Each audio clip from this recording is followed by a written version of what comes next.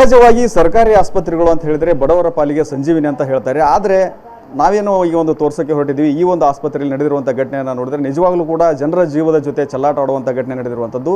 ಸದ್ಯ ನಾವಿರೋದು ಬಾಗಲಕೋಟೆ ತಾಲೂಕಿನ ಕಲಾದಿ ಪ್ರಾಥಮಿಕ ಆರೋಗ್ಯ ಕೇಂದ್ರದಲ್ಲಿ. ಇಲ್ಲೇ ನಿನ್ನೆ ನಡೆದಿರುವಂಥ ಏನು ಅಂದರೆ ನಿನ್ನೆ ಬೆಳಕಿಗೆ ಬಂದಿರುವಂಥ ಘಟನೆ ಇಡೀ ದೇಶದ ಗಮನ ಸೆಳೆದಿದೆ. ಯಾಕಂತಂದರೆ ಈ ಒಂದು ಆಸ್ಪತ್ರೆಯ ಮುಖ್ಯ ವೈದ್ಯಾಧಿಕಾರಿಯಾಗಿರುವಂತಹ ಎಚ್.ವೈ. ಲೇಬಗೇರಿ ಅಂತ ಏನಿರ್ತಾರೆ, ಅವರ ಪತ್ನಿ ಎನ್ನಲಾದ ಮಹಿಳೆ ಆಕೆ ಕೂತ್ಕೊಂಡು ಏನು ವೈದ್ಯರ ಚೇಂಬರ್ನಲ್ಲಿ ಕೂತ್ಕೊಂಡು ಸ್ವತಃ ತಾನೇ ವೈದ್ಯ ಅನ್ನೋ ನಿಟ್ಟಿನಲ್ಲಿ ಅಲ್ಲಿ ಕೂತ್ಕೊಂಡು ಅವರಿಗೆ ಅಂದರೆ ಬಂದಂಥ ರೋಗಿಗಳ ಅಂದರೆ ಗರ್ಭಿಣಿಯರು ಮಕ್ಕಳು ಸೇರಿದಂತೆ ರೋಗಿಗಳ ತಪಾಸಣೆ ಮಾಡಿ ಅವರಿಗೆ ಮೆಡಿಸಿನನ್ನು ಬರೆದು ಕೊಟ್ಟಿರುವಂಥ ವಿಚಾರ. ಯಾಕಂತಂದರೆ ಅವಳಿಗೆ ಯಾವುದೇ ರೀತಿ ವಿದ್ಯಾರ್ಥಿ ಇಲ್ಲ ಮತ್ತು ಈ ಆಸ್ಪತ್ರೆಗೆ ಆ ಮಹಿಳೆ ಯಾವುದೇ ರೀತಿ ಪಟ್ಟವಳು ಕೂಡ ಅಲ್ಲ. ಕೇವಲ ವೈದ್ಯನ ಏನು ಪತ್ನಿ ಎನ್ನಲಾದ ಒಂದು ಮಹಿಳೆ. ಯಾಕೆಂದರೆ ಆಕೆ ಅವರ ಪತ್ನಿ ಅನ್ನೋದಕ್ಕೂ ಕೂಡ ಏನು ಯಾವುದೇ ರೀತಿ ಸೂಕ್ತ ಸಾಕ್ಷಿಗಳು ಸಿಕ್ಕಿಲ್ಲ. ಮೂಲಗಳ ಪ್ರಕಾರ ಆಕೆ ಎರಡನೇ ಪತ್ನಿ ಅಂತ ಹೇಳಲಾಗ್ತಾ ಇದೆ. ಅದಕ್ಕೂ ಕೂಡ ಯಾವುದೋ ನಿಜಾಂಶ ಇಲ್ಲ. ಯಾಕಂತಂದರೆ ಅದು ಇನ್ನೂ ಲಿವ್ ಇನ್ ರಿಲೇಷನ್ಶಿಪ್ನಲ್ಲಿದ್ದಾರೆ ಅಂತ ಹೇಳಲಾಗ್ತಾ ಇದೆ.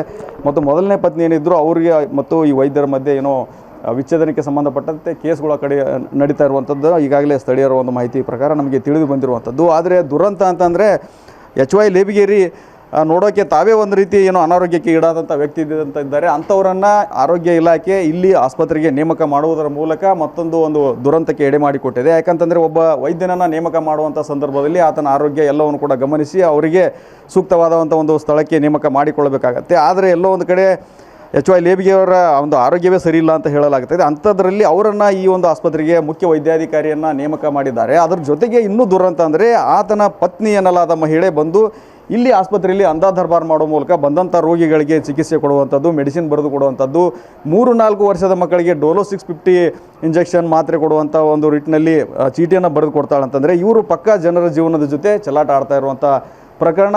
ಎಲ್ಲ ಸ್ಥಳೀಯರೇ ಅದನ್ನು ಹೊರಗೆ ಗಿಡಿರುವಂಥದ್ದು ಇಲ್ಲೇ ನಾವು ದೃಶ್ಯದಲ್ಲಿ ತೋರಿಸ್ತಾ ಇದ್ದೀವಿ. ಇವರೆಲ್ಲರೂ ಕೂಡ ಸ್ವತಃ ಬಂದು ಆ ದೃಶ್ಯವನ್ನು ಕಂಡು ಅಂದರೆ ರೆಡ್ ಹ್ಯಾಂಡ್ ಆಗಿ ಆ ಮಹಿಳೆಯನ್ನು ಹಿಡಿದು ಅದನ್ನು ಆ ಸುದ್ದಿಯನ್ನು ಏನು ಹೊರಗೆ ತಿಳಿಯುವಂತೆ ಮಾಡಿರುವಂಥದ್ದು. ಆ ಒಂದು ವಿಚಾರ TV9 ಗಮನಕ್ಕೆ ಬಂದದ್ದೇ ತಡ ಅದರ ಬಗ್ಗೆ ವಿಸ್ತೃತ ವರದಿ ಪ್ರಸಾರ ಮಾಡಿದ ನಂತರ ಈಗ ಮುಖ್ಯ ವೈದ್ಯಾಧಿಕಾರಿಗೆ ನೋಟಿಸ್ ನೀಡಲಾಗಿದೆ. ಸ್ಥಳದಲ್ಲಿ ಈಗ ಏನು ಚಿಕಿತ್ಸೆಯನ್ನು ಕೊಡ್ತಾಯಿದ್ರು ಒಳಗೆ ವೈದ್ಯರು, ಬೇರೆ ವೈದ್ಯರನ್ನು ಕೂಡ ಅಲ್ಲಿ ನೇಮಕ ಮಾಡಲಾಗಿರುವಂಥದ್ದು. ಈಗ ಸ್ಥಳೀಯರನ್ನು ಮಾತಾಡ್ಸೋಣ. ನಿನ್ನೆ ಅವರು ಖುದ್ದಾಗಿ ಸ್ಥಳದಲ್ಲಿ ಇದ್ದರು.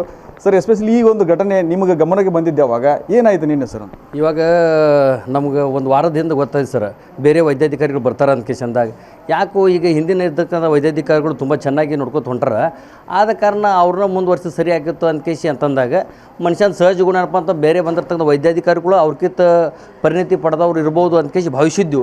ಆದರೆ ಒಂದು ವಾರದಿಂದ ಇವ್ರು ಜಾಯ್ನ್ ಆದ ತಕ್ಷಣ ನಾವು ಬಂದು ಹಿಂಗೆ ಕೇಳ್ತಾ ಇದ್ವು, ಅವರು ವೈದ್ಯಾಧಿಕಾರಿ ಬದಲಿ ಅವರು ಮಿಸ್ಸಸ್ ನೋಡ್ಲಿಕ್ಕತ್ತಾರ ಅಂತ ಕೇಸಿ ಹೇಳಿದಾಗ ನಾವು ಬಂದು ನೋಡಿದ್ವಿ. ಮತ್ತೊಮ್ಮೆ ಅವರು ಇಮಿಡಿಯೇಟ್ಲಿ ಬಂದಾಗ ನಾವು ಮತ್ತೆ ಹೋಗಿಬಿಟ್ಟಿದ್ರು ಅವರು.